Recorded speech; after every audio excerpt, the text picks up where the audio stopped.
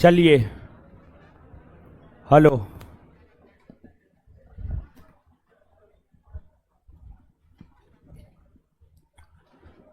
आ जाइए। हेलो, हटाइए कमेंट, हटाइए हो।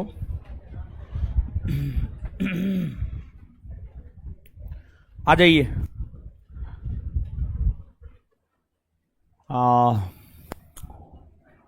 जवाब दीजिए। पहले पिछले क्लास में जो पढ़ाए हैं उसका जवाब दीजिए, ठीक है। चावल का वैज्ञानिक नाम ओरियाजा सेटिव। चावल का उत्पादन किस प्रकार की जलवायु में होता है? उष्ण कटिबंधीय। चावल के उत्पादन के लिए आवश्यक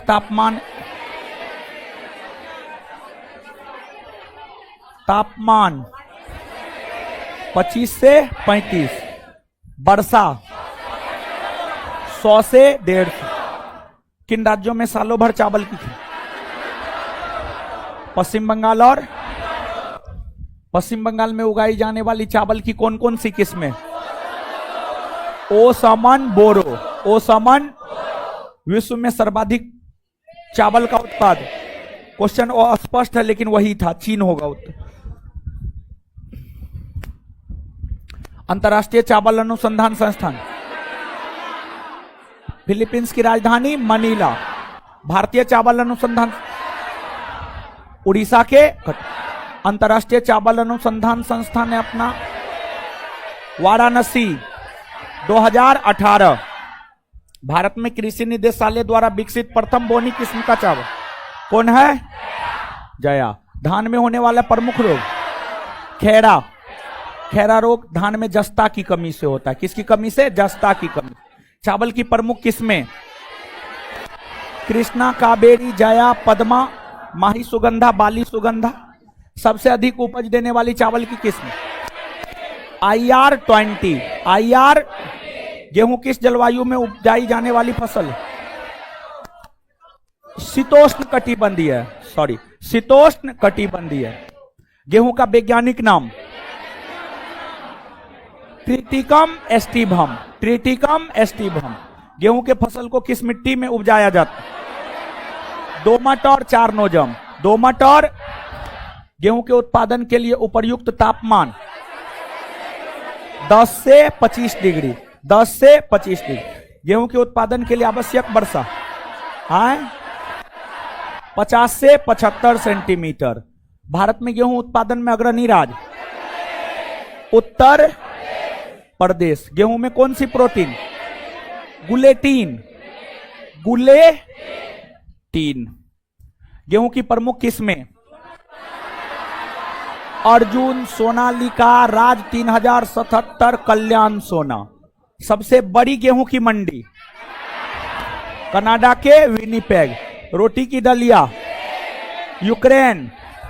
घास के मैदान के संदर्भ में चलिए आगे हेडिंग मारिए। मक्का। मक्का। मक्का। मक्का।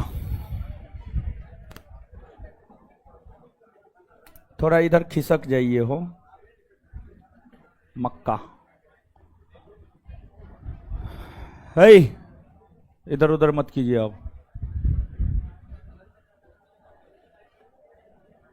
गर्मी उर्मी है नहीं हो है। सुनिए, मक्का देखिए, सुन रहे हैं? मक्का। मक्का जो है ना, अमेरिकी मूल का पौधा है। मक्का अमेरिकी मूल का पौधा है। मक्का कौन मूल का पौधा? अमेरिकी। अमेरिकी मूल का पौधा है।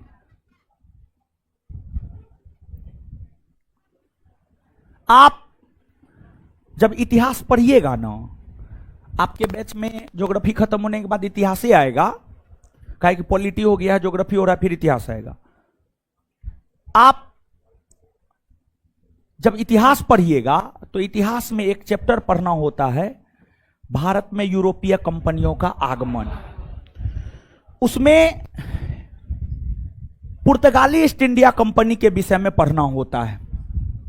पुर्तगाली ईस्ट इंडिया कंपनी की स्थापना 1498 में हुई थी, 1498 ईस्वी में हुई थी। और पुर्तगालियों अभी पढ़ा रहे हैं, सुबह 10 से 12 वाला बैच में पढ़ा रहे हैं, आधुनिक भारतीय, यही चैप्टर पढ़ा रहे हैं, ठीक है, यही चैप्टर पढ़ा रहे हैं सुबह 10 से 12।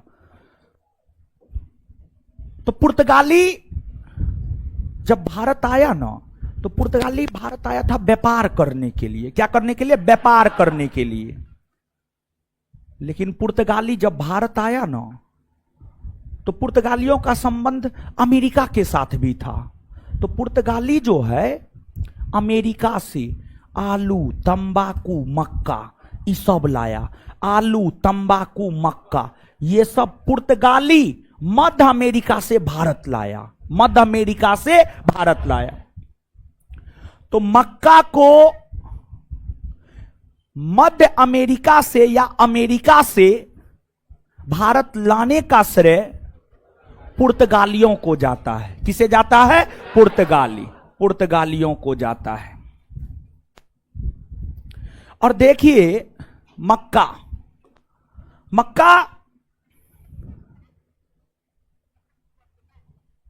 एक ऐसा फसल है जिसका उपयोग खाद्यान्न और चारा दोनों में होता है। मक्का एक ऐसा फसल है जिसका उपयोग खाद्यान्न और चारा दोनों में होता है। खाद्यान्न मतलब खाने में मक्का का रोटी नहीं खाए हैं, टेस्टी होता है बहुत। मक्का का रोटी आप लोग खाए होंगे, अगर गांव घर से होंगे तो। हाँ, ऐसे शहर से भी होंगे तो खाए होंगे, क्योंकि शहर में भी रेस्टोरेंट सब में मक्का का रोटी मिलता है।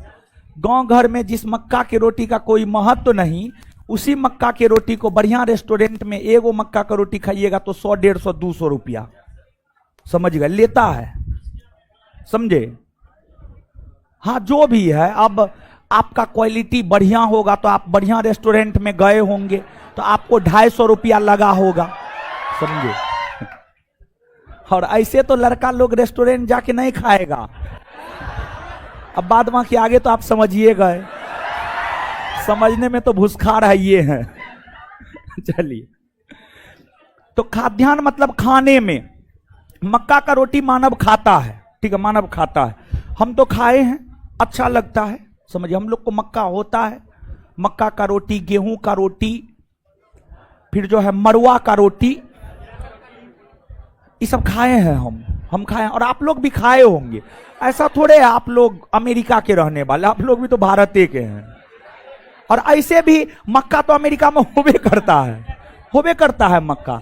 अरे वो पॉपकॉर्न सब जो बनता है, पॉपकॉर्न हो गया, वो तो मक्के का ना बनता है, मक्का का बनता है। और फिर जो आप वो अथी खाते हैं वो पिज्जा, उसमें भी मक्का का प्रयोग होता है, समझ गए, उसमें भी मक्का का प्रयोग होता है। तो खाने में मक्का का प्रयोग होता है। दूसरा, चारा में गाय भैंस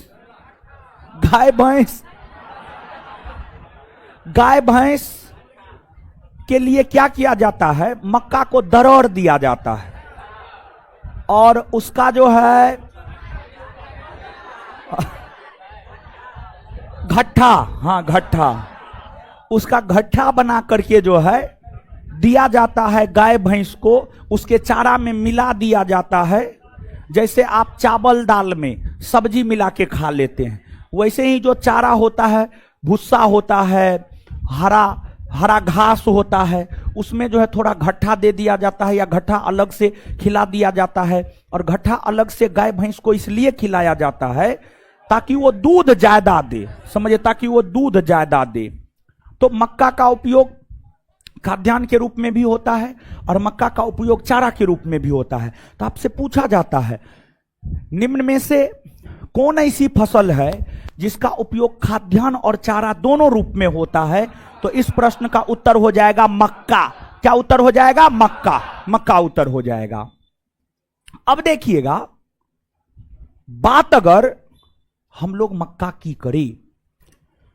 तो मक्का ऐसे तो खरीफ की फसल है, खरीफ फसल है। देखिए हम आपको रबी फसल खरीफ फसल बताए हुए हैं ना, बताए हुए हैं। तो जो मक्का है ये है तो खरीफ फसल, लेकिन जानते हैं कि खरीफ के मौसम में तो उगाया ही जाता है, खरीफ के बाद रबी के मौसम में भी उगाया जाता है, जायद के मौसम में भी उगाया जाता है। यानी मक्का जो है आप मान करके चलिए रबी, खरीफ, जायद तीनों मौसम में उगा लिया जाता है। मतलब मक्का एक ऐसा फसल है जिसका उत्पादन, मतलब मक्का एक ऐसा फसल है जिसका उत्पादन सालों भर होता है। देखिए ध्यान से सुनिएगा, यहां पर क्वेश्चन है, वहां विद्यार्थी कंफ्यूज होता है, ध्यान से सुनिएगा। मक्का एक ऐसा फसल है जिसका उत्पादन सालों भर किया जा सकता है, रबी के मौसम में भी, खरीफ के मौसम में भी, जायद के मौसम में भी। इसके आगे सुनिएगा, गन्ना, ईख, गन्ना, ईख या केतारी का नाम आपने सुना है? सुने होंगे आप निश्चित तौर पर। जानते हैं गन्ना, ईख या केतारी, या जो भी कहना है आप अपना कहिए लोकल लैंग्वेज में, कोई दिक्कत नहीं है, आशा करते हैं आप समझ रहे होंगे। गन्ना, ईख या केतारी एक ऐसा फसल है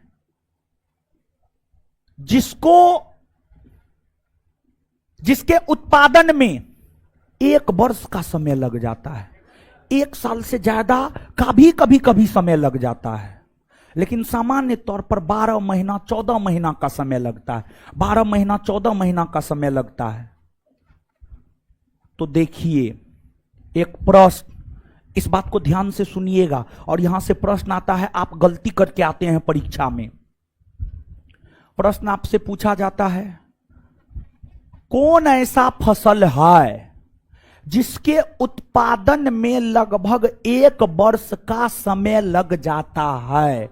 उत्तर गन्ना। दूसरा प्रश्न, कौन ऐसा फसल है जो वर्ष भर उगाया जा सकता? मक्का। क्या? दोनों में कुछ अंतर समझ में आ रहा है? दोनों एक ही टाइप का प्रश्न है या दोनों अलग अलग प्रश्न? अलग अलग ना। जैसे देखिए, समझिए इस बात को, अगर आप नहीं समझ पा रहे हैं तो आप समझिए। जैसे कोई विद्यार्थी है, कोई विद्यार्थी है, वो जो है कोई एक किताब उठाया, कोई विद्यार्थी है वो कोई एक किताब उठाया और उस किताब को 1 साल में 3 बार पढ़ दिया। और कोई एक ऐसा विद्यार्थी है जिसको एक किताब को पढ़ने में ही, उसी एक किताब को पढ़ने में साल भर लग गया, साल भर लग गया। तो ये अंतर समझ पा रहे हैं हम क्या बोल रहे हैं? कुछ समझ पा रहे हैं आप? तो वही बात है। तो मक्का एक ऐसा फसल है जो सालों भर कभी भी उगाया जा सकता, रबी, खरीफ, जायद, लेकिन ये मुख्य तौर पर कैसी फसल? खरीफ। अगर पूछा जाए कैसी फसल तो खरीफ, लेकिन वर्ष भर उगाया जा सकता है। और कौन ऐसा फसल है जिसके उत्पादन में लगभग 1 वर्ष का समय लग जाता है? गन्ना। तो इसमें कभी कंफ्यूज नहीं ना होइएगा, बात क्लियर है ना? इसके बाद अब आगे, हाँ जी, हम तो बोले थे, केतारियों तो बोलबे किए थे भा महाराज। हाँ, एक से एक नमूना सब है। अब आगे सुनिएगा। आज देखिए, आज आप लोग जो है कुछ कांड नहीं किए हैं। हाँ देखिए कितना मन खुश है, पढ़ा रहे हैं, समझ गए? तो ऐसे ही कोई कांड मत किया कीजिए, समझे, ताकि हमको भी पढ़ाने में मन लगे। कांड कर देते ना तो दिमाग टेंशनलाइज हो जाता है, समझ गए? फिर दिमाग सही से काम नहीं करने लगता है। तो इसलिए आप जैसे सुंदर तरीका से बैठ गए, पढ़ रहे हैं, पढ़िए ऐसे हमेशा। अब सुनिएगा आगे। मक्का के उत्पादन के लिए तापमान 21 डिग्री सेल्सियस से 27 डिग्री सेल्सियस होनी चाहिए। मक्का के उत्पादन के लिए वर्षा 50 से 75 सेंटीमीटर वर्षा होनी चाहिए। मक्का दोमट मिट्टी में, जलोढ़ मिट्टी में, हर प्रकार की मिट्टी में लगभग उपज जाता है मक्का। इसके बाद मक्का की कुछ उन्नत किस्म है, जैसे गेहूं का किस्म है सोनालिका, कल्याण सोना। धान का किस्म है IR-20। फिर जो है आपको कृष्णा, कावेरी, जया, पद्मा। उसी प्रकार से जो है आपको मक्का का किस्म है गंगा 5, गंगा 11, डेक्कन 101, डेक्कन 101। ये सब मक्का का किस्म है, ये सब मक्का का किस्म है। फिर जैसे धान में खेरा रोग होता है, गेहूं में करनाल बंट रोग होता है, उसी प्रकार से मक्का में तुलिसिता रोग होता है। मक्का में कौन सा रोग होता है? तुलिसिता, तुलिसिता रोग होता है। और मक्का के पत्तियों पर झुलसा रोग होता है, मक्का के पत्तियों पर झुलसा रोग होता है। तो ये जो तुलिसिता और झुलसा रोग है, ये सब जो है आपको मक्का में होने वाला रोग है। किस में होने वाला रोग है? मक्का में होने वाला रोग है। समझ गए? और अगर बात मक्का के पूरे विश्व में उत्पादन की जाए तो मक्का का पूरे विश्व में सबसे ज्यादा उत्पादन अमेरिका करता है। कौन करता है? अमेरिका। नीचे से लिखिए,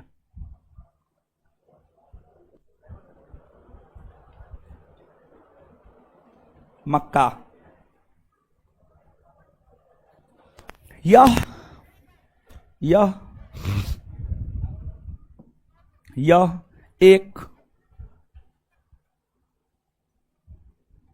यह एक खरीफ फसल है, खरीफ फसल है। लेकिन ध्यान रहे कि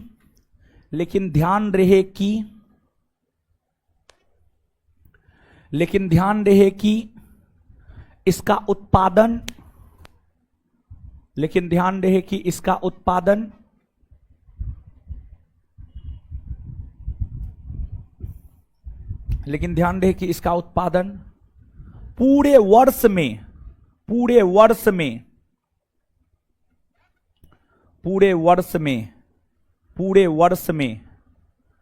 इसका उत्पादन पूरे वर्ष में किसी भी मौसम में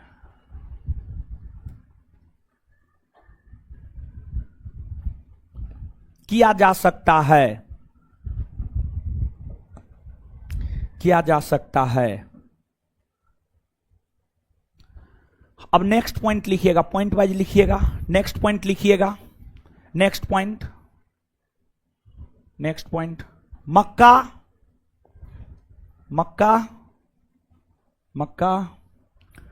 अमेरिकी मूल का पौधा है। मक्का अमेरिकी मूल का पौधा है। मक्का अमेरिकी मूल का पौधा है।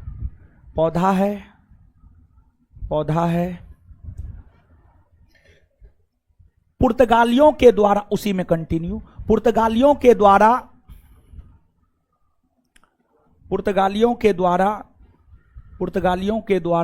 इसे भारत लाया गया था।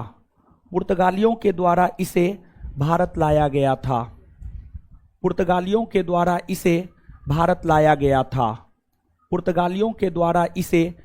लाया गया था। नेक्स्ट पॉइंट, मक्का एक ऐसा फसल है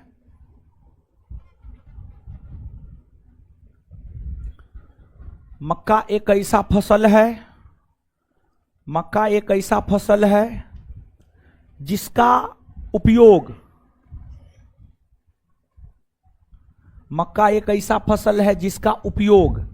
खाद्यान्न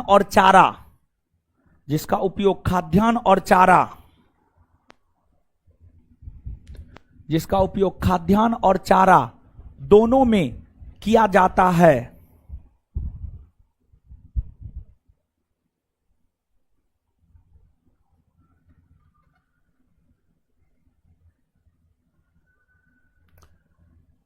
सिनेमा हॉल में जो पॉपकॉर्न देता है, पॉपकॉर्न, हाँ, बताइए कितना महंगा देता है। हाँ, कोई तुके न है।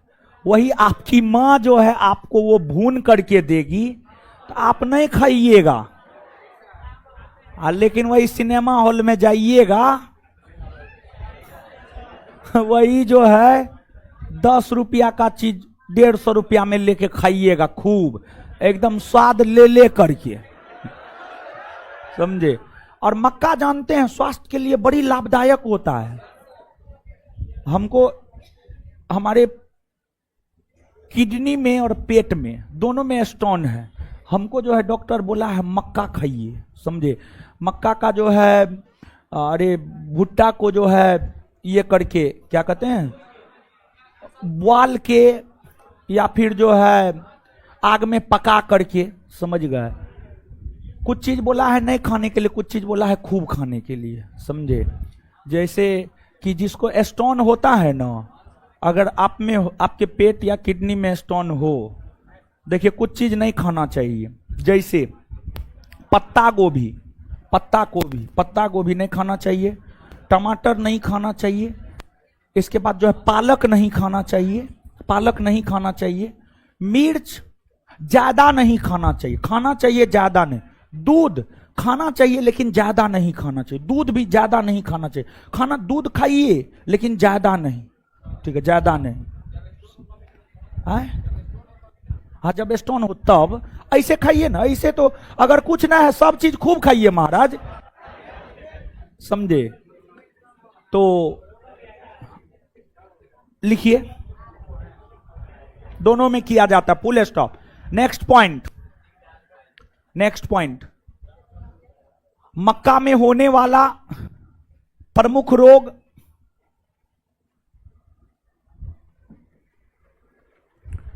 नेक्स्ट पॉइंट, मक्का में होने वाला प्रमुख रोग तुलिसिता रोग। मक्का में होने वाला प्रमुख रोग तुलिसिता रोग और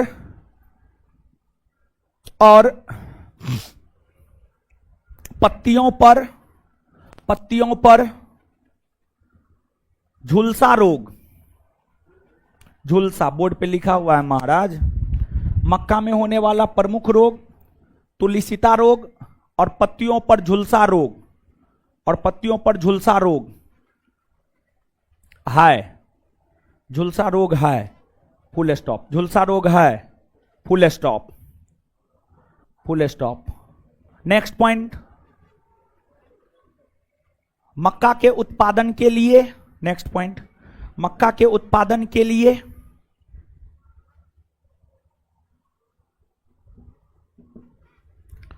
तापमान 21 से 27 डिग्री सेल्सियस, तापमान 21 से 27 डिग्री सेल्सियस, वर्षा 50 से 75 सेंटीमीटर,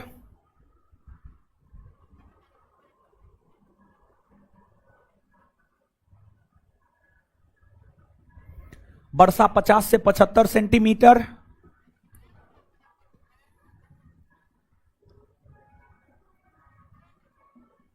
मिट्टी जलोढ़ या दोमट, मिट्टी जलोढ़ या दोमट होनी चाहिए।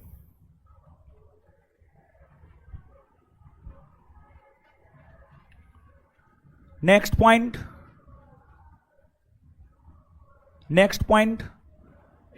गंगा 5 लिख देते हैं। गंगा 5, गंगा 11,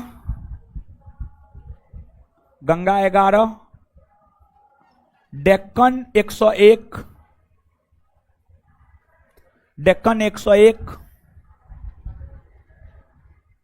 इत्यादि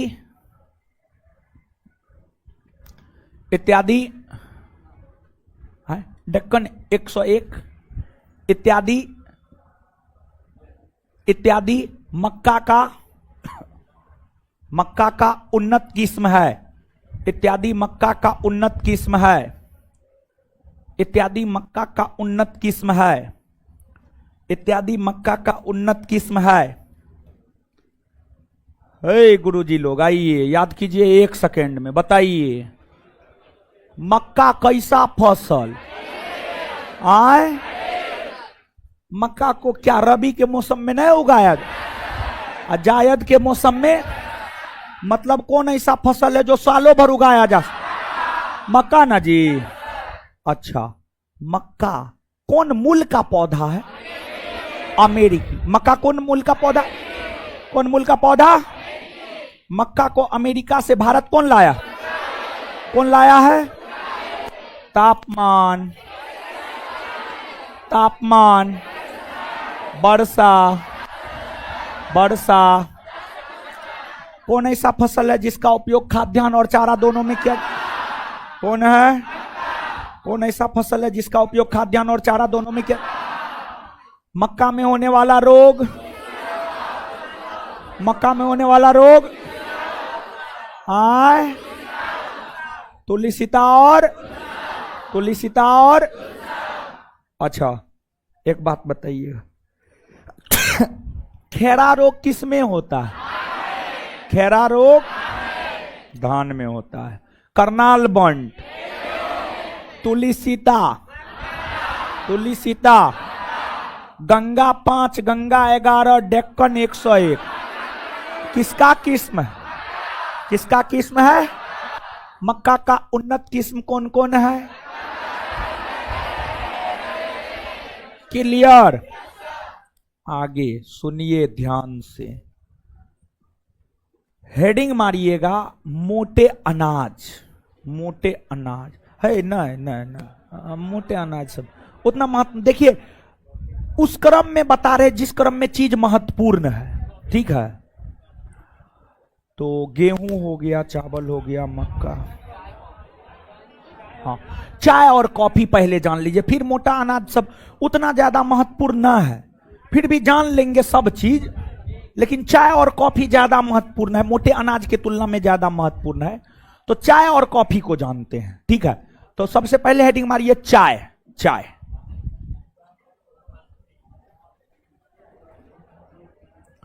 चाय, चाय और कॉफी दोनों एक के साथ देखते हैं, ठीक है?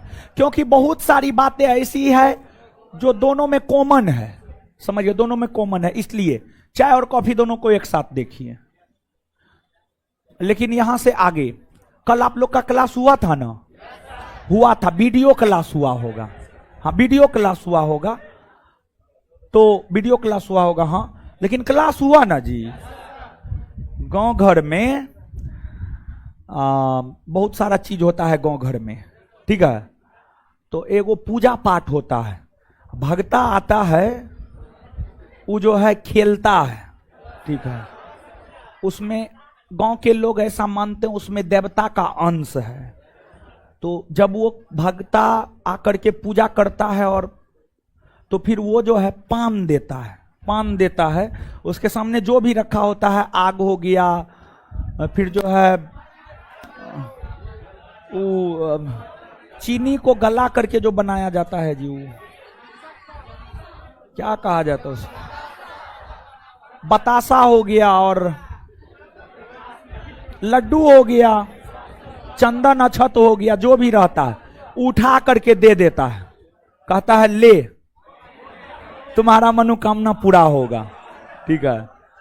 और कभी कभी जो है भक्ता सामने वाले को झाड़ने भी लगता है कि तुम फलना किया, चिलना किया, ढेकना किया, तो उस पे जो है आदमी हाथ जोड़ करके रहता है, कहता है हुजूर माफ कीजिए, समझे? और फिर कहेगा तू जो गछा था तुम हमको दिया, तब कहेगा हुजूर पान न तो पान के डंटी से, जैसे भी होगा हम आपको पूरा करेंगे। तो वो आदमी बोलता है, ये सब चीज हम लोग खूब देखे हैं अपने बचपन में, समझे? तो वही अगर मान लिया जाए बिट्टू सर अनुपस्थित थे तो आप आए, बिट्टू सर सशरीर उपस्थित नहीं थे, तो ऐसे तो उपस्थित थे ना वीडियो में, हाँ, तो वही पान न तो पान के डंटी से कभी काल उस संदर्भ में समझाए, समझे? तो जो है बिट्टू सर को कुछ लड़का कुछ लड़की बहका दिया। क्या बहका दिया? वो क्लासरूम, नया वाला क्लासरूम में सर एसी लगवाइए, गर्मी बहुत लगता है। अब झाजी बमकल हैं कि जो है क्लासरूम में जब तक एसी नहीं लगेगा तब तक हम पढ़ेबे नहीं करेंगे, समझे? तो इसी कारण रूठे हुए हैं। तो अब जो है धीरे धीरे मना ही लेंगे, समझे? तो मान जाएंगे, एसी लग गया क्लासरूम में, मान जाएंगे। तो उस क्लासरूम, नया वाला क्लासरूम में एसी का काम शुरू कर दिए। नहीं, वो तो दूगो ऐसे है, यहां पर गर्मी उतना थोड़े लगता है महाराज, है ना? ठीक है, तो वहां पे एसी का काम शुरू हो गया है। नहीं, बीच वाला जिसमें टीचर रहता उसमें एसी का काम शुरू हुआ है, तो उसमें लगेगा एसी। तो सोमवार से बिट्टू सर क्लास लेंगे, तो इसलिए बिट्टू सर उपस्थित नहीं थे, इसी वजह से जो है रिकॉर्डेड वीडियो आपको देखना पड़ा। आगे आएंगे तो बिट्टू सर उससे आगे पढ़ाएंगे, या कहिएगा तो वो भी पढ़ा देंगे, आपके ऊपर डिपेंड करता है। आप कहिएगा तो वो पढ़ा देंगे, नहीं तो उससे आगे पढ़ा देंगे। और दूसरी बात, एक ही बात है, और ऑनलाइन वाले लोग सुन लीजिएगा, वीडियो अपलोड हो गया था, हीरो वीडियो अपलोड हुआ था ना, ऑनलाइन वाले लोग वीडियो अपलोड करवा दिए थे। ऐसा नहीं कि कल क्लास नहीं हुआ है, लेकिन वीडियो अपलोड करवा दिए हैं, तो उसको जाकर के आप देख लीजिएगा, समझे? और ऑफलाइन वाले लोग तो कर ही लिए होंगे, क्लियर है? और आपके बैच में कल भी तो मेरा ही क्लास है, तो हम तो हाइए, हम थोड़े रूठेंगे, हम किससे रूठेंगे? कोचिंग मेरा, हम रूठेंगे किससे? समझ गए? हमको तो रूठने का भी अधिकार नहीं है किसी से, समझे? तो ऐसा बात है। आप लोग से ना, आप लोग से काहे रूठेंगे? आप लोग कभी कभी गलत कर देते तब रूठना पड़ता है, समझे? गुस्सा हो जाते, लेकिन फिर भी तो पढ़ाइए देते हैं हम, ठीक है? तो ये बात है, कल के क्लास के विषय में बता दिए हैं। हम सोचे बता दें, शुरू में सोचे थे बता देंगे, लेकिन पढ़ाने लगे, तो सब चीज स्पष्ट है ना, कोई दिक्कत नहीं ना है? हाँ, तो अब आगे आइए आप। मक्का के बाद जो है आगे चाय और कॉफी को समझिएगा आप। चाय एक पेय पदार्थ है, चाहे हम लोग पीबे न करते हैं जी, पेय पदार्थ मतलब पीने योग्य पदार्थ। चाय एक पेय पदार्थ है, और कॉफी भी एक पेय पदार्थ ही है। कॉफी भी तो हम लोग पीबे न करते हैं, कॉफी भी एक पेय पदार्थ है। अब देखिए, चाय और कॉफी दोनों पेय पदार्थ है। देखिए, हानिकारक दोनों है, दोनों हानिकारक है, लेकिन चाय ज्यादा हानिकारक है, कॉफी कम हानिकारक है। अगर आप चाय और कॉफी के शौकीन हैं तो आप कॉफी को ज्यादा तरजीह देंगे। चाय पीने से जो है आपको उतनी स्फूर्ति या फुर्ती, एक्टिवनेस आपके शरीर में नहीं आएगा, लेकिन कॉफी पीने से ज्यादा आएगा, कॉफी पीने से ज्यादा आएगा। और फिर आप में स्टेबिलिटी थोड़ा ज्यादा रहेगा, आप ज्यादा देर तक पढ़ पाइएगा, ज्यादा देर तक पढ़ पाइएगा। अगर रात को जग कर पढ़ने का आदत है ना, तो कॉफी का सेवन कीजिए, 2 घंटा एक बार कॉफी पी लीजिएगा, 2 से 3 घंटा एकदम मस्त से पढ़िएगा, समझ गए? लेकिन चाय में वैसी बात नहीं है। अब देखिएगा, चाय का जन्मदाता देश चीन को माना जाता है। चाय का जन्मदाता देश चीन, और कॉफी का जन्मदाता देश इथियोपिया। कॉफी का जन्मदाता देश इथियोपिया।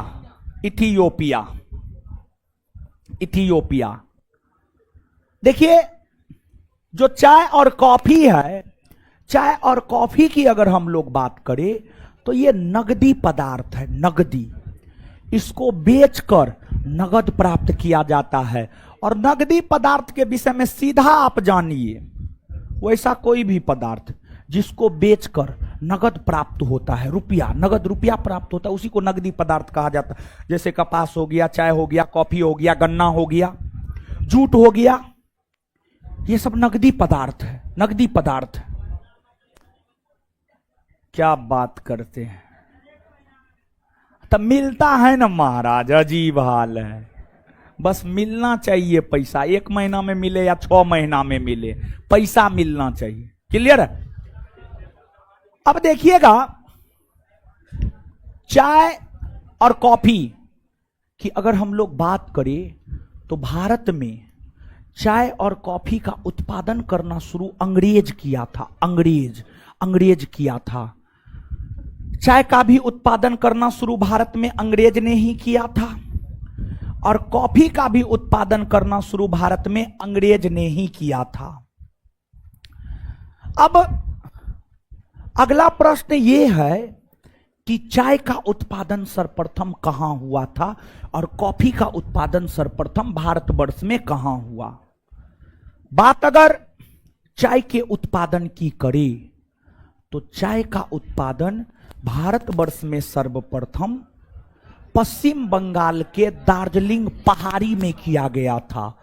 पश्चिम बंगाल के दार्जिलिंग पहाड़ी में, पश्चिम बंगाल के दार्जिलिंग पहाड़ी में किया गया था। और वहीं बात अगर कॉफी की करें तो कॉफी का उत्पादन भारतवर्ष में सर्वप्रथम कर्नाटक के बाबा बुदन के पहाड़ी में किया गया था। कर्नाटक के बाबा बुदन के पहाड़ी में, बाबा बुदन के पहाड़ी में किया गया था। एसएससी का पूछा हुआ क्वेश्चन है क्या? एसएससी का पूछा हुआ क्वेश्चन ये है कि बाबा बुदन की पहाड़ी कहां है, तो उत्तर हो जाएगा कर्नाटक। क्या हो जाएगा उत्तर? कर्नाटक। इसके बाद आपको चाय की अगर बात की जाए, वैश्विक स्तर पर चाय का, वैश्विक स्तर पर चाय का सबसे ज्यादा उत्पादन चीन करता है। कौन करता है? चीन।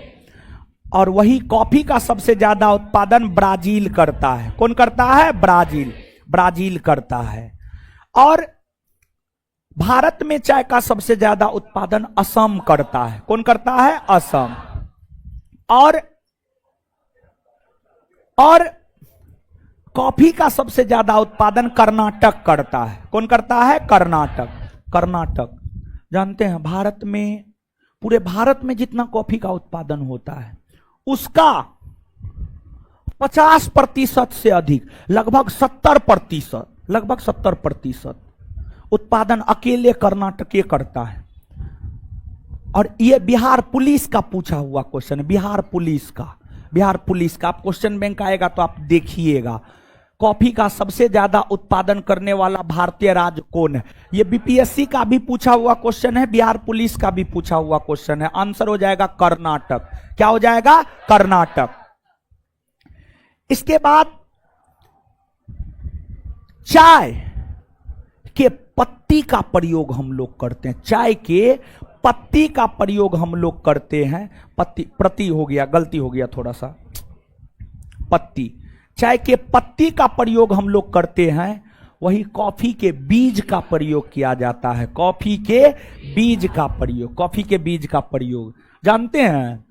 ऐसे कभी आप चाय पत्ती को मुंह में लीजिएगा, अच्छा नहीं लगेगा। या कॉफी के बीज को लीजिएगा, बहुत अजीब कड़वा लगेगा। हाँ, कड़वा लगेगा। कॉफी का बीज बड़ी कड़वा होता है, समझे, बहुत अधिक कड़वा होता है। अच्छे अच्छे रेस्टोरेंट में जाकर के कॉफी पिएंगे ना तो वहां पर टेबल पर रखा हुआ रहता है, अच्छे रेस्टोरेंट में। अब हाट पर के रेस्टोरेंट में जाइएगा तो थोड़े रखल मिलेगा, समझ गए।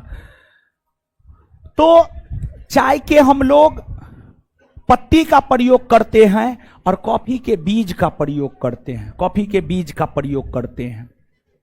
अब बात अगर चाय की करें तो भारत में मूलतः 2 प्रकार के चाय का उत्पादन होता है। एगो चीनी, एगो असमिया। एगो चीनी और एगो असमिया। एगो चीनी और एगो असमिया।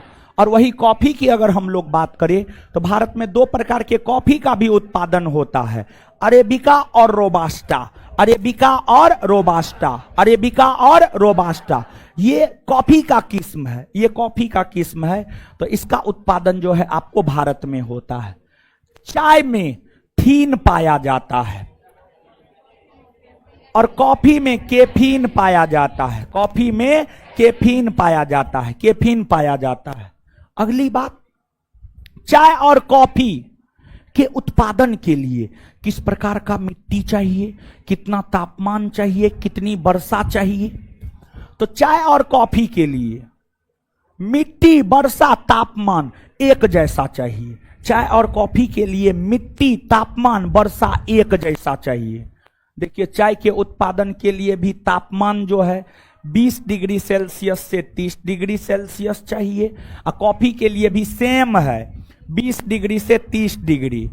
फिर जो है इसके लिए वर्षा 150 से 250 सेंटीमीटर, 200 नोट में लिखा हुआ, कोई दिक्कत नहीं, कोई दिक्कत नहीं है, समझ गए। कॉफी के लिए भी यही 150 सेंटीमीटर से 250 सेंटीमीटर वर्षा चाहिए।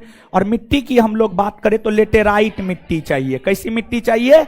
लेटेराइट, समझ गए, लेटेराइट मिट्टी चाहिए, लेटेराइट मिट्टी चाहिए। तो ये सब कॉमन है दोनों में। एक बात और देखिए, चाय और कॉफी के उत्पादन के लिए भूमि समतल नहीं होना चाहिए। जैसे आप समझिएगा गेहूं और चावल, आप अगर ग्रामीण क्षेत्र के होंगे तो आप देखते होंगे आपके पिताजी या आपके गांव के किसान गेहूं और चावल जो उगाते हैं, गेहूं और चावल जो उगाते हैं, हे चल रहा है ना जी, हाँ तो इधर उधर आप क्या कर रहे हैं, बंद उंद मत कीजिएगा।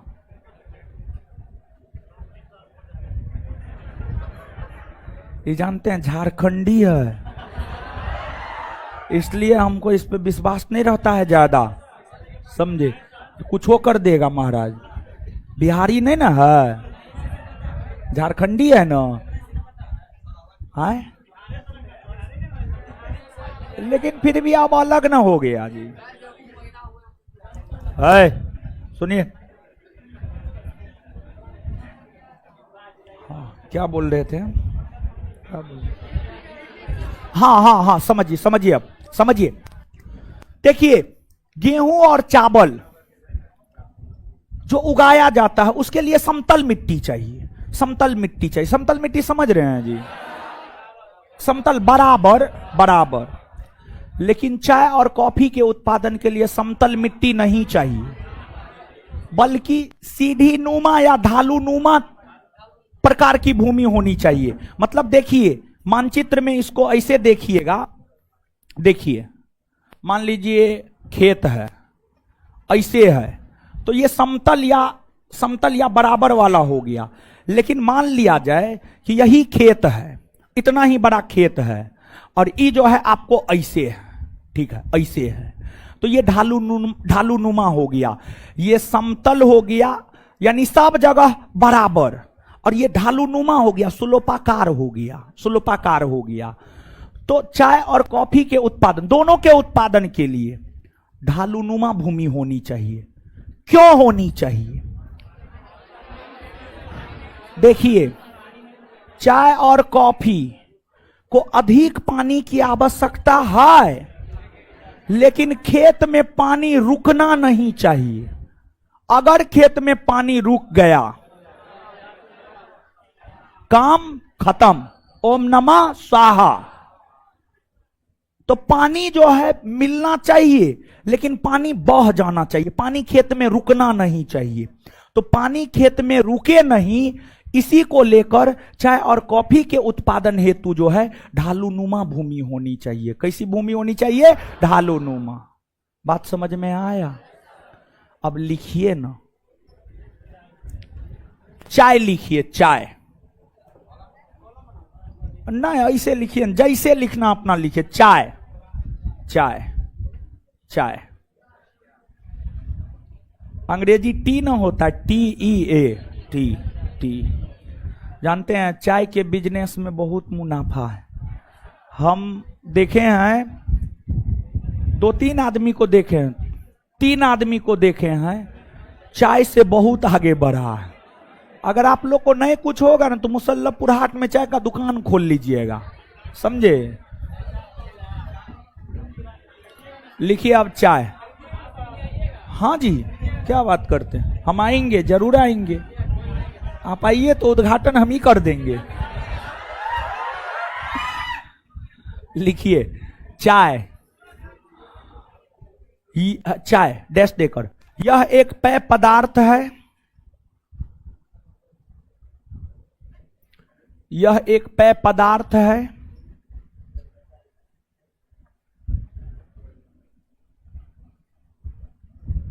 यह एक पेय पदार्थ है। पॉइंट वाइज ही लिखिएगा, याद हो जाएगा, ठीक है। ऐसे पैराग्राफ में लिखिएगा याद नहीं होगा, इसलिए पॉइंट वाइज लिखिए। दूसरा पॉइंट,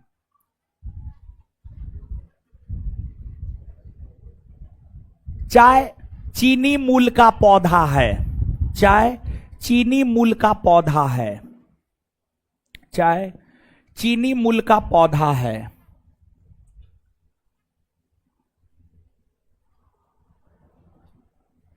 नीचे से नेक्स्ट पॉइंट, भारत में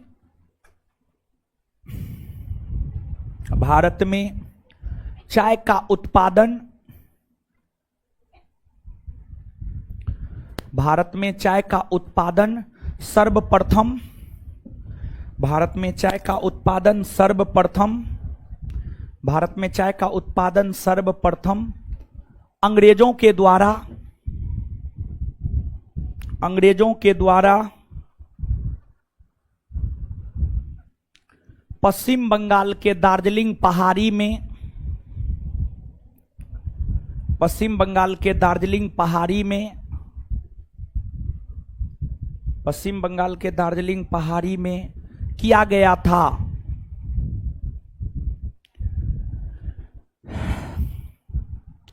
पश्चिम बंगाल के दार्जिलिंग पहाड़ी में किया गया था, किया गया था।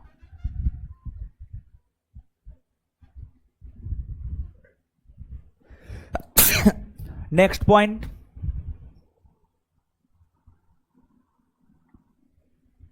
नेक्स्ट पॉइंट, चाय के उत्पादन के लिए लेटेराइट मिट्टी, लेटेराइट मिट्टी और ढालूनुमा, और ढालूनुमा, लेटेराइट मिट्टी और ढालूनुमा, ढालूनुमा भूमि होनी चाहिए, ढालूनुमा भूमि होनी चाहिए, ढालूनुमा भूमि होनी चाहिए, ढालूनुमा भूमि होनी चाहिए।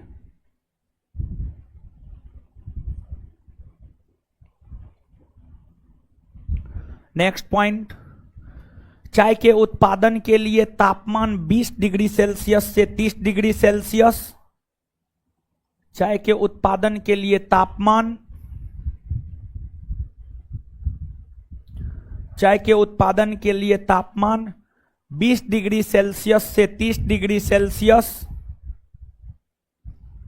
और वर्षा, चाय के उत्पादन के लिए तापमान 20 डिग्री सेल्सियस से 30 डिग्री सेल्सियस और वर्षा 150 सेंटीमीटर से 250 सेंटीमीटर के बीच होनी चाहिए, 150 सेंटीमीटर से 250 सेंटीमीटर के बीच होनी चाहिए, 150 सेंटीमीटर से 250 सेंटीमीटर के बीच होनी चाहिए, 150 सेंटीमीटर से 250 सेंटीमीटर के बीच होनी चाहिए, 150 सेंटीमीटर से 250 सेंटीमीटर के बीच होनी चाहिए। फुल स्टॉप, फुल स्टॉप लिख लिए। नेक्स्ट पॉइंट,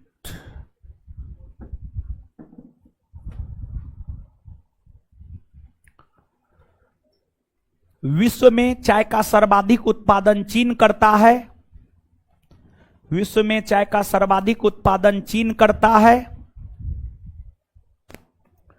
विश्व में चाय का सर्वाधिक उत्पादन चीन करता है,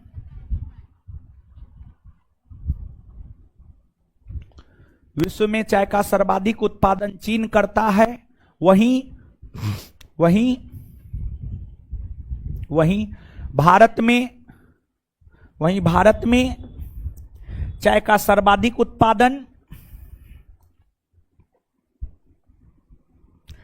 वहीं भारत में चाय का सर्वाधिक उत्पादन, वहीं भारत में चाय का सर्वाधिक उत्पादन असम राज्य करता है, वहीं भारत में चाय का सर्वाधिक उत्पादन असम राज्य करता है।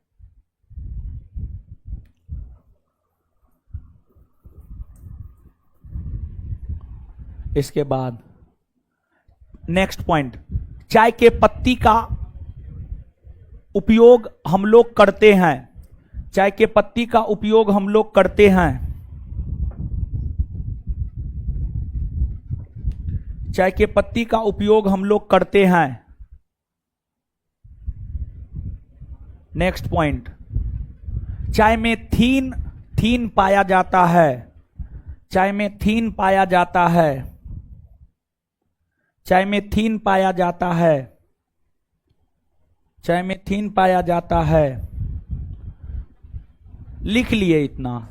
एगो बात और समझिएगा, समझिए ना थोड़ा सा। जानते हैं जब ब्रिटिशों का शासन था तो ब्रिटिश शासन के समय भारत में सर्वाधिक चाय उत्पादित करके कोलकाता बंदरगाह के रास्ते ब्रिटेन भेज दिया जाता था। क्या बोले हैं समझिएगा। जब ब्रिटिशों का शासन भारत में था तो उस समय चाय का भारत में उत्पादन कर लिया जाता था और कलकत्ता बंदरगाह पर चाय जहाज में लाद दिया जाता था या भर दिया जाता था और उस जहाज को कलकत्ता बंदरगाह से लंदन के लिए रवाना कर दिया जाता था। तो आपसे पूछा जाता है कि भारतीय चाय का निर्यात सबसे ज्यादा ब्रिटेन को किस बंदरगाह के जरिए किया जाता था? तो इस प्रश्न का उत्तर होगा कोलकाता बंदरगाह। कोलकाता बंदरगाह। तो इहो पॉइंट लिख लीजिए ना, पूछा हुआ क्वेश्चन है बीपीएससी का। हो सकता है कोई परीक्षा आगे पूछ दे इसको, तो नीचे लिखिएगा। भारतीय चाय, भारतीय चाय, भारतीय चाय, भारतीय चाय का सर्वाधिक निर्यात ब्रिटेन को, भारतीय चाय का सर्वाधिक निर्यात ब्रिटेन को, भारतीय चाय का सर्वाधिक निर्यात ब्रिटेन को, भारतीय चाय का सर्वाधिक निर्यात ब्रिटेन को, ब्रिटेन को, ब्रिटेन को कोलकाता बंदरगाह के जरिए किया जाता था।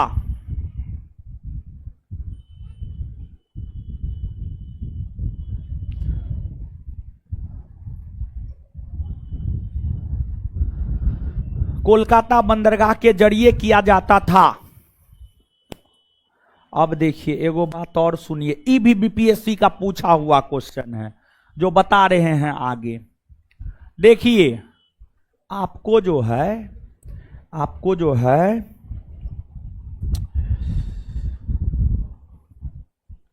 हाँ,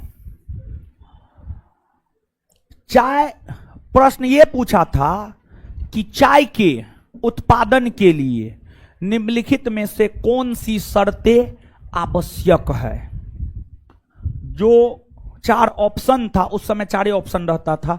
बीपीएससी में पांचवा ऑप्शन तो 60वीं 62वीं बीपीएससी से जोड़ा है, उससे पहले चार ही ऑप्शन रहता था।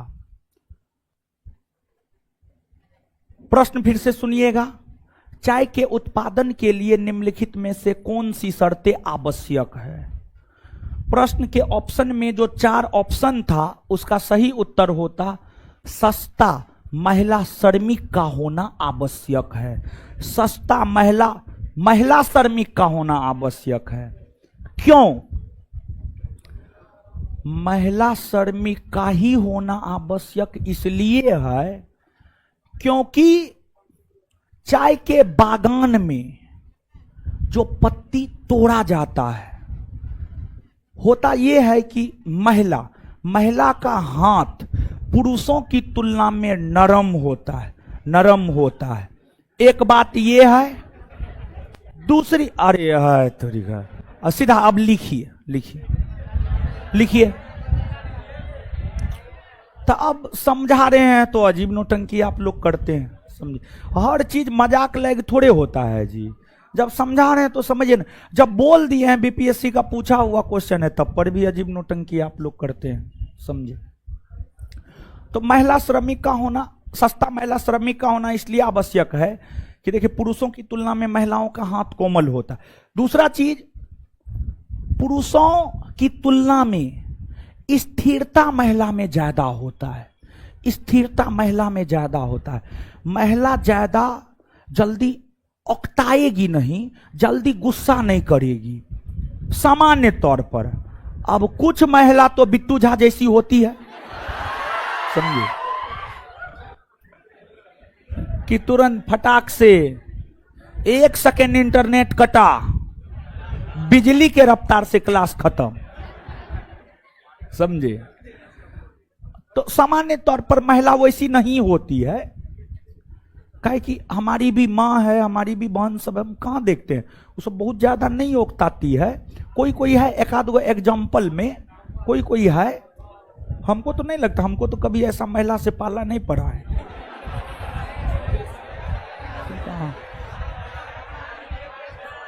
हमको तो नहीं मिली है ऐसा महिला, कभी नहीं मिली है हमको, है?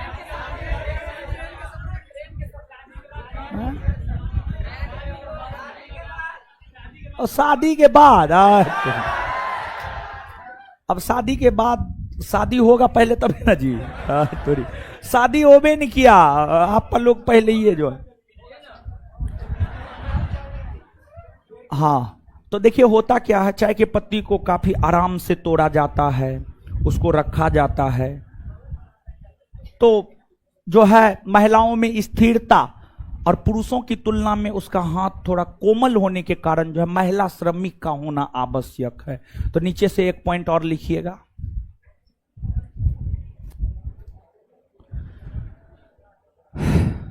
चाय के उत्पादन हेतु, चाय के उत्पादन हेतु सस्ता महिला श्रमिकों का होना आवश्यक है। चाय के उत्पादन हेतु सस्ता महिला श्रमिकों का होना आवश्यक है।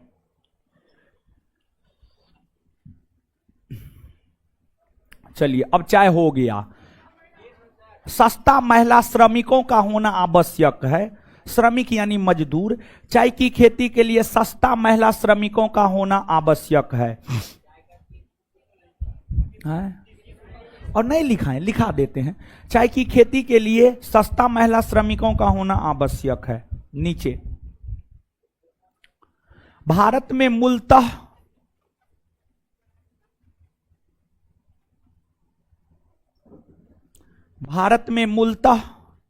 चाय की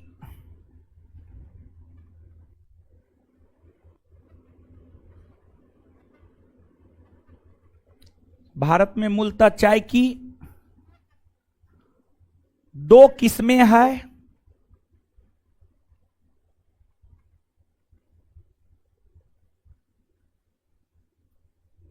एक नंबर में चीनी या बोहिया, एक नंबर में चीनी या बोहिया, चीनी या बोहिया, चीनी या बोहिया। और 2 नंबर में असमिया, 2 नंबर में असमिया।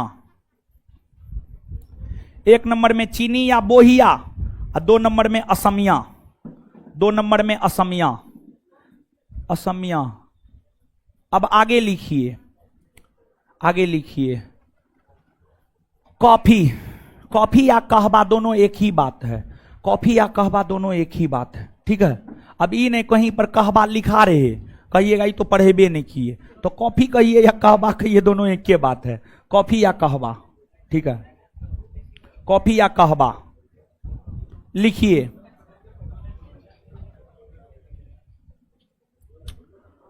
यह एक पेय पदार्थ है, यह एक पेय पदार्थ है।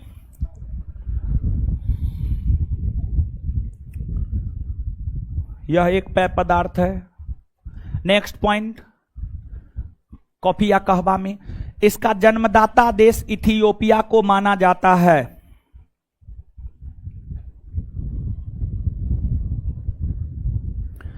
इसका जन्मदाता देश इथियोपिया को माना जाता है। नेक्स्ट पॉइंट, नेक्स्ट पॉइंट, इसका उत्पादन भारत में सर्वप्रथम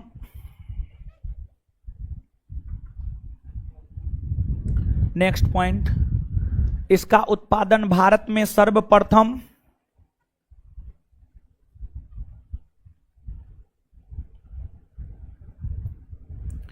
इसका उत्पादन भारत में सर्वप्रथम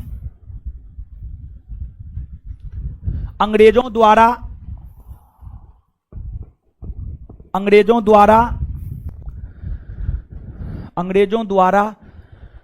कर्नाटक के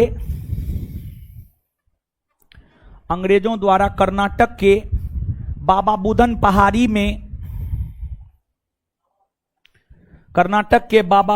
पहाड़ी में किया गया था।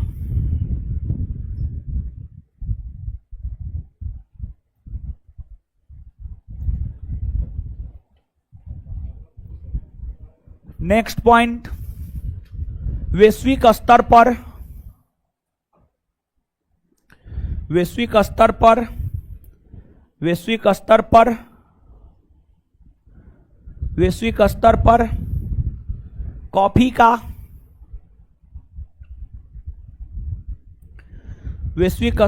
कॉफी का सर्वाधिक उत्पादन करने वाला देश, वैश्विक स्तर पर कॉफी का सर्वाधिक उत्पादन करने वाला देश,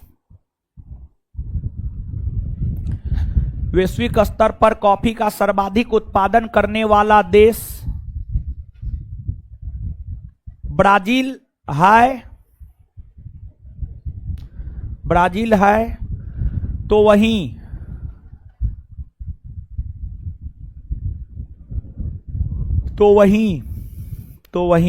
भारत में सबसे अधिक कॉफी का उत्पादन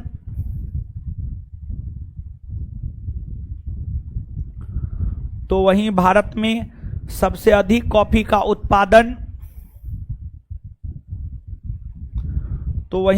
में सबसे अधिक कॉफी का उत्पादन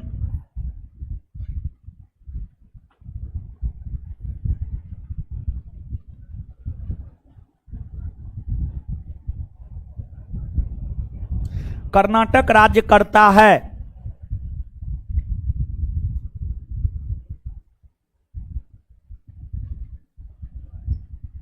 कर्नाटक राज्य करता है। नेक्स्ट पॉइंट,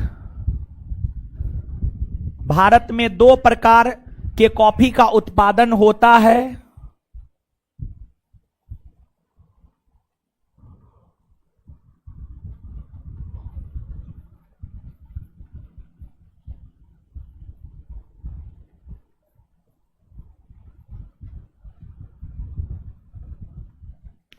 भारत में 2 प्रकार के कॉफी का उत्पादन होता है, बोर्ड पे लिखे हैं, अरेबिका और रोबास्टा। अरेबिका और रोबास्टा लिखा हुआ है, अरेबिका और रोबास्टा।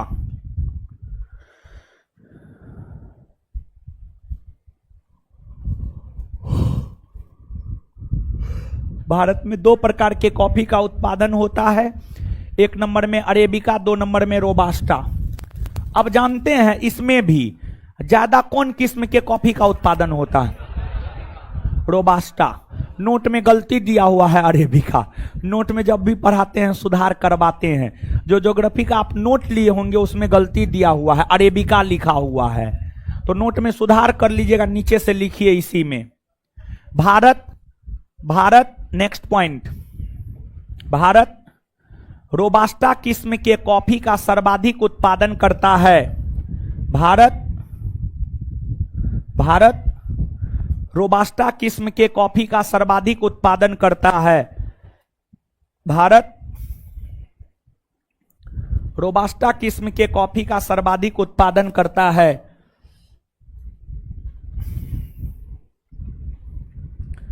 भारत रोबास्टा किस्म के कॉफी का सर्वाधिक उत्पादन करता है। नेक्स्ट पॉइंट, कॉफी के बीज का प्रयोग किया जाता है।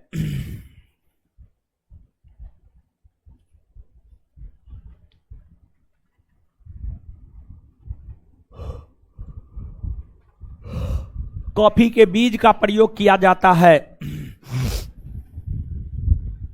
कॉफी के बीज का प्रयोग किया जाता है। कॉफी के बीज का प्रयोग किया जाता है।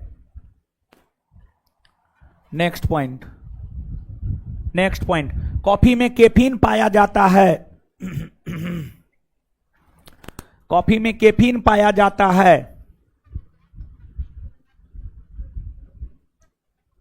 कॉफी में कैफीन पाया जाता है। नेक्स्ट पॉइंट,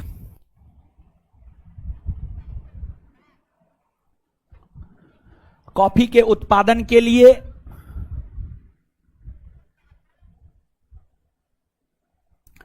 कॉफी के उत्पादन के लिए लेटेराइट मिट्टी और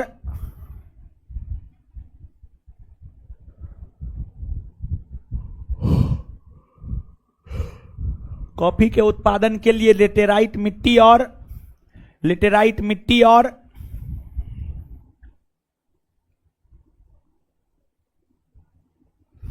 ढालूनुमा भूमि होनी चाहिए। लेटेराइट मिट्टी और ढालूनुमा भूमि होनी चाहिए। लेटेराइट मिट्टी और ढालूनुमा भूमि होनी चाहिए। ढालूनुमा भूमि होनी चाहिए, होनी चाहिए। Next point, next point, coffee के उत्पादन के लिए तापमान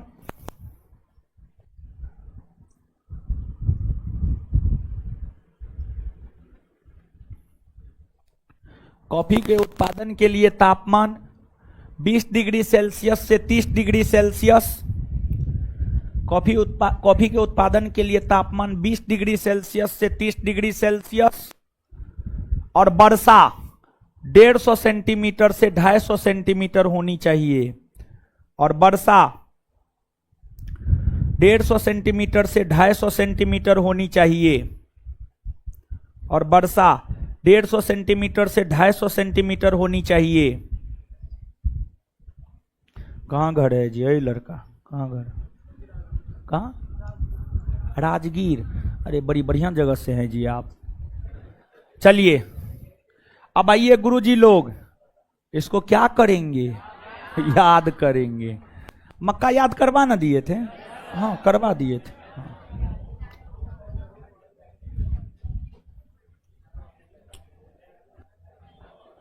एगो बात और सुनिए, देखिए चाय है, देखिए ना हो क्या कर रहे हैं आप लोग? सुनते ना हैं आप लोग, लेकिन बात मेरा सुन रहे हैं आप?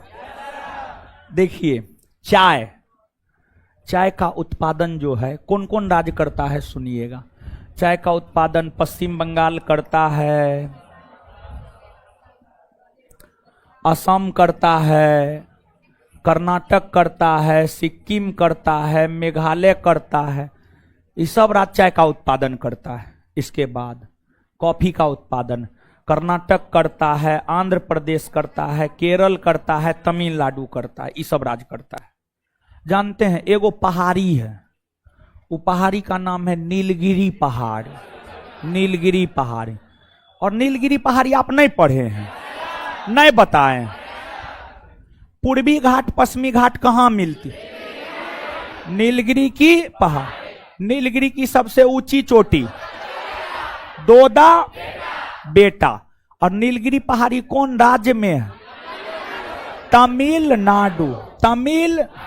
वही नीलगिरी पहाड़ी। नीलगिरी पहाड़ी एक ऐसी पहाड़ी है जिस पर चाय और कॉफी दोनों का उत्पादन किया जाता है। तो आपसे पूछा जाता है कौन ऐसी पहाड़ी है जिस पर चाय और कॉफी दोनों का उत्पादन किया जाता है, तो आंसर हो जाएगा नीलगिरी पहाड़ी। इस पॉइंट को नोट देकर लिखना है, नोट देकर लिखिएगा। तमिलनाडु में स्थित नीलगिरी पहाड़ी, तमिलनाडु में स्थित, नोट देकर इसको लिखना है। तमिलनाडु में स्थित नीलगिरी पहाड़ी एक ऐसी पहाड़ी है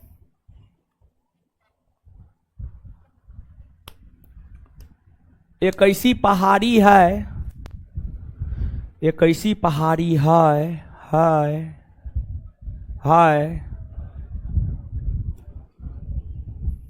जिस पर चाय और कॉफी दोनों का उत्पादन किया जाता है। चाय और कॉफी दोनों का उत्पादन किया जाता है। चलिए आ जाइए गुरुजी लोग, याद करते हैं। क्या करते हैं? याद।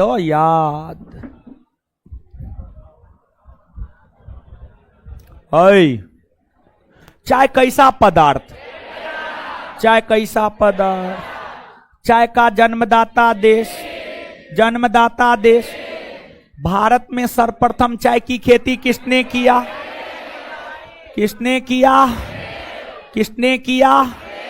कहां किया?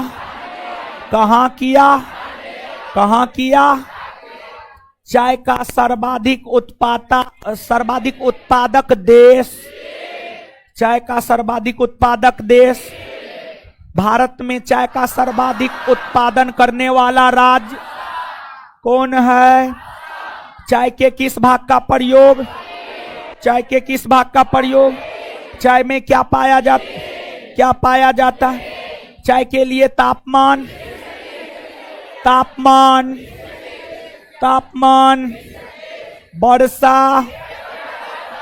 वर्षा, मिट्टी, चाय का कितना किस, कौन? बोहिया और अब बोहिया को चीनी भी ना कहते, बोहिया को चीनी। चाय के लिए भूमि समतल या ढालू नु? कैसन? चाय के उत्पादन के लिए कौन से सस्ता श्रमिकों की आवश्यकता? सस्ता महिला। और जानते हैं, जैसे कोई काम कोई पुरुष कर रहा है और वही काम अगर कोई महिला कर रही है, तो सेम काम के लिए पुरुष को ज्यादा वेतन दिया जाता, महिला को कम वेतन दिया जाता। महिला को कम वेतन में भी बहला फुसला लिया जाता है, समझे? जानते हैं, हम आपको एक बात बताते हैं, महिला को खुश रखने के लिए ज्यादा कुछ नहीं चाहिए, ठीक है? देखिए, जीवन में शादी तो होबे करेगा, शादी होगा ना। देखिए, अगर बीवी को खुश रखना है, प्रत्येक सप्ताह एगो गिफ्ट दे दीजिएगा। बीवी एकदम खुश रहेगी हमेशा, कभी कुछ, समझे? एकदम सस्तो गिफ्ट में निपट जाती है वो सब, समझ गए? तो जरूरी ना है कि एकदम 9 लाख हारे चाहिए, ऐसा कोई जरूरी ना है। आगे आइए। अब कॉफी कैसा पदार्थ है? कॉफी का जन्मदाता देश। कॉफी का उत्पादन भारत में सर्वप्रथम किसने किया? कहां किया? विश्व में सबसे ज्यादा कॉफी का उत्पादन कौन देश? भारत में कौन राज? कॉफी के किस भाग का प्रयोग? कॉफी में क्या पाया जाता? तापमान, वर्षा, मिट्टी, भूमि। कॉफी के कितने किस, कौन? अरेबिका और भारत सबसे ज्यादा कौन कॉफी के किस्म का उत्पादन करता है? कौन ऐसी पहाड़ी है जहां चाय और कॉफी दोनों का उत्पादन होता है? कौन ऐसी पहाड़ी है जहां चाय और कॉफी दोनों का उत्पादन होता है? नीलगिरी की। आगे हेडिंग मारिए, मोटे अनाज।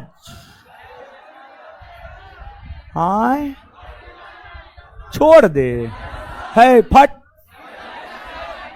मोटे अनाज रुकिए ना 10 मिनट और 10 मिनट अभी समय है, पढ़ाने दीजिए ना, पढ़िए ना, मजा नहीं आ रहा है? आ रहा है ना, तो पढ़िए ना महाराज। अरे गर्मी तो है ही है महाराज, आप लोग तो सब गर्मी बिट्टुए झा सर के दिमाग में घुसा दिए, समझे, और तब पर भी आप लोग को गर्मी लगता है। अरे आप ही में से ना कोई घुसाया है, तो हम तो आप सबको ना बोलेंगे, समझे। है मोटे अनाज, देखिए मोटे अनाज के अंतर्गत आता है ज्वार, बाजरा, रागी। ज्वार, बाजरा, रागी, ये मक्का भी आ जाता है। मूलतः ये तीनों मोटे अनाज के अंतर्गत आता है। और देखिए मोटा अनाज जो होता है ना, काफी उसमें पोषक होता है, पोषक तत्व उसमें बहुत ज्यादा होता है। हम लोग मोटे अनाज खाने से बचते हैं, लेकिन वही कतराते हैं या बचते हैं, वही सेम बात है, समझ गए। लेकिन मोटे अनाज, पहले जो है लोग बाजरा का रोटी खाता था, और पहले का लोग आपसे ज्यादा शक्तिशाली होता था, बलिष्ठ होता था, समझ गए। मरुआ का रोटी लोग खाता था तो शक्तिशाली होता था। लेकिन आज के लोग को क्या चाहिए? मैदा चाहिए, मैदा का पूरी, मैदा का समोसा, मैदा का लिट्टी, मैदा चाहिए। और मैदा जानते हैं बहुत बीमारी का कारण है, इसे हमको भी मैदा पसंद है, लेकिन मैदा से बने चीज ज्यादा ग्रहण नहीं करना चाहिए। पेट के बीमारी का एक बड़ा कारण मैदा होता है, लिट्टी समोसा होता है। लेकिन क्या कीजिएगा, आप भी सिंगल हैं, हम भी सिंगल हैं, अब लिट्टी समोसा पर ना जिंदगी चलता है जी, दाल भात चोखा। तो अब समझिएगा आप, जबकि ज्वार, बाजरा और जो ज्वार, बाजरा, रागी, ये सब मोटे अनाज के अंतर्गत आते हैं, और ये सब, इन सभी में पोषक पदार्थ ज्यादा होता है। और देखिए गेहूं और चावल के बाद तीसरा सबसे अधिक उगाया जाने वाला खाद्यान्न फसल है ज्वार। कौन है? ज्वार।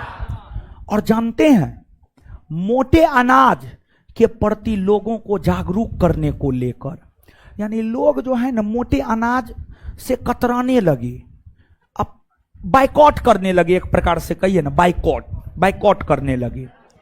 तो मोटे अनाज के प्रति लोगों को जागरूक करने के लिए भारत सरकार ने 2018 ईस्वी को मोटे अनाज के वर्ष के रूप में मनाया है। और यूएनओ ने, यूनाइटेड नेशन ऑर्गेनाइजेशन ने 2023 ईस्वी को मोटे अनाज के वर्ष के रूप में घोषित किया है। ये प्रश्न करेंट के संदर्भ में भी पूछा जा सकता है कि यूएनओ ने किस वर्ष को मोटे अनाज के वर्ष के रूप में घोषित किया है, तो आंसर हो जाएगा 2023। नीचे से लिखिए, इतना लिखिए। मोटे अनाज के अंतर्गत, मोटे अनाज के अंतर्गत मूलतः, मोटे अनाज के अंतर्गत मूलतः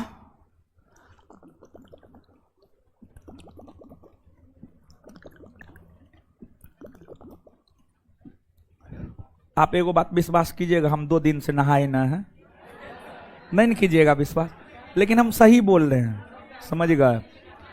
कल भी नहीं नहाए, आज भी नहीं नहाए, लेकिन अब मन बुखलाने लगा। आज जाएंगे तो पहले नहाएंगे, तो अब दूसरा कोई काम करेंगे।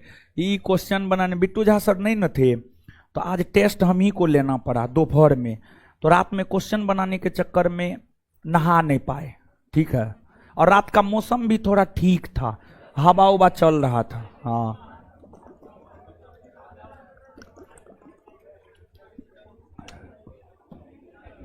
लिखिएगा। मोटे अनाज के अंतर्गत देखिए, हम आपको ये बात इसलिए बताए कि देखिए जैसे हम जो है हम अपने काम को दो भाग में बांटे हुए हैं। मूल काम यानी प्राथमिक काम और द्वितीयक काम। प्राथमिक काम में पढ़ना और पढ़ाना, द्वितीयक काम में खाना सोना नहाना अन्य काम करना। तो प्राथमिक काम है पढ़ना पढ़ाना, तो नहाना खाना नहीं भी हो। आज हम रूम भी नहीं गए हैं। आज सुबह 8 बजे जो रूम से निकले हैं, सामान्य तौर पर जाते हैं रूम, लेकिन आज सुबह 8 बजे निकले हैं, अभी तक कोचिंगे पे हैं, समझ गए। तो प्राथमिक काम में पढ़ना पढ़ाना है, खाना पीना द्वितीयक काम में है। तो इसलिए देखिए त्याग कर रहे हैं हम। तो यहां से हम आपको ये बात बताना चाहते हैं कि आप भी अपने कामों को दो भाग में बांटिए और पहला काम में आप रखिए क्या, तो पहला काम में आप पढ़ाई को रखिए। क्लास और पढ़ाई पहला काम होना चाहिए। जैसे मेरे लिए पहला काम है पढ़ना और पढ़ाना, क्वेश्चन बनाना पढ़ाना, ये मेरे लिए पहला काम है, प्राथमिक काम है। वैसे आप स्टूडेंट है, आपका प्राथमिक काम होना चाहिए क्या, क्लास और पढ़ना, और द्वितीयक काम में खाना पीना सोना उठना बैठना जागना रोना मोबाइल जो भी है सब। तो ऐसे काम कीजिए, ये काम करने का तरीका होता है। अगर आप जीवन में सफल होना चाहते हैं तो अपने काम को दो भाग में बांटिए और प्राथमिक काम को किसी सिचुएशन में नहीं छोड़ना है, समझ गए। एक दिन नहीं खाइएगा तो कुछ हो नहीं होता है, समझ गए। कुछ नहीं होता है एक दिन नहीं खाने से। एक दिन नहीं खाने से आदमी मर नहीं जाता है। हम आज नहीं खाए हैं तो क्या हम मर गए? नहीं, पढ़ा रहे हैं, पढ़ा रहे हैं। लिक्विड लिए हैं, ऐसा नहीं कि लिक्विड नहीं लिए हैं।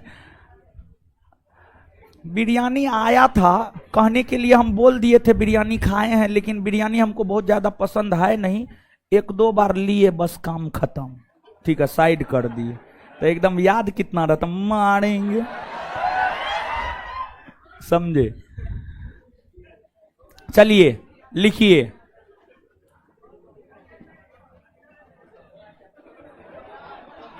मोटे अनाज के अंतर्गत मूलतः ज्वार बाजरा रागी इत्यादि आता है। ज्वार बाजरा रागी इत्यादि आता है। ज्वार बाजरा रागी इत्यादि आता है। नेक्स्ट पॉइंट, रागी मरवा होता है जी, मरवा, मरवा का रोटी, माछ मरवा का रोटी खाइए ना, बड़ी टेस्टी लगता है। आप लोग तो अमेरिका के टेक्सास प्रांत के हैं आप लोग को कुछ मालूम थोड़े है। नेक्स्ट पॉइंट, भारत सरकार ने वर्ष 2018 को, नेक्स्ट पॉइंट, भारत सरकार ने वर्ष 2018 को भारत सरकार ने वर्ष 2018 को मोटे अनाज का वर्ष घोषित किया है। भारत सरकार ने वर्ष 2018 को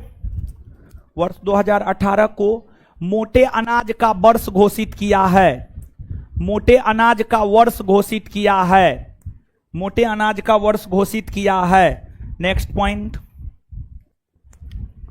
संयुक्त राष्ट्र संघ के खाद्य और कृषि संगठन ने, संयुक्त राष्ट्र संघ के खाद्य और कृषि संगठन ने, संयुक्त राष्ट्र संघ के खाद्य और कृषि संगठन ने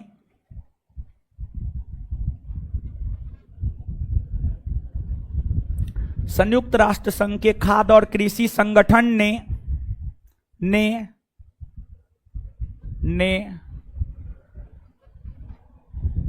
वर्ष 2023 को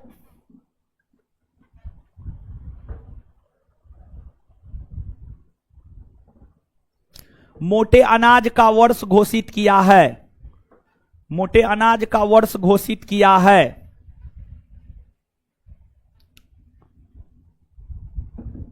चलिए अब यहां पर 2 पॉइंट याद रखने योग्य है, जो याद रख लेते हैं हम लोग, याद कर लेते, बाद बाकी तो याद करवाइए दिए। भारत सरकार ने किस वर्ष को मोटे अनाज का वर्ष घोषित किया? आए, भारत सरकार ने किस वर्ष को मोटे अनाज का वर्ष घोषित किया? यूएनओ के खाद्य और कृषि संगठन ने, यूएनओ के खाद्य और कृषि संगठन ने 2000, इससे आगे मिलते हैं कल, मेरा ही ना तो क्लास है, मिलते हैं इससे आगे कल। धन्यवाद सभी लोगों का।